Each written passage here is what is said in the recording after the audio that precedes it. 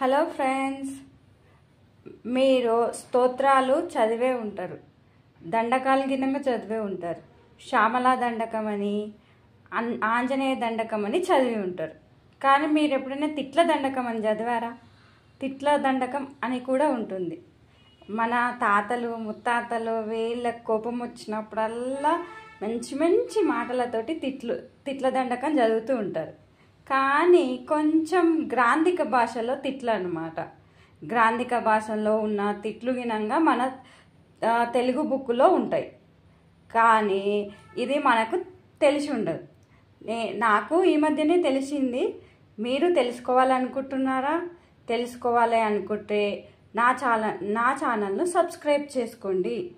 తిట్ల దండకం ఇది రాసింది పొలిపెద్ది వెంకటరాయ కవి. ఈయన చాలా అద్భుతంగా తిట్ల దండకాన్ని రాశాడు. మీరు గనక ఈయన తిట్లను వినాలి అనుకుంటే నా ఛానల్ను సబ్స్క్రైబ్ చేసుకోండి.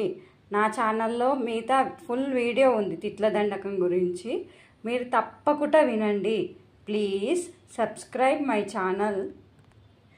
మీకు ఇంకా ఎలాంటి విషయాలన్నా చెప్పాలి అని అనుకుంటే కామెంట్ బాక్సుల్లో మీరు మాకు ఇలాంటి విషయాలు కావాలి అని టైప్ చేసి పంపించండి. నాకు నచ్చిన విషయాలను సెలెక్ట్ చేసుకొని మీకు నచ్చినట్టుగా చెప్తాను. Thank you. నమస్కారం. బాయ్.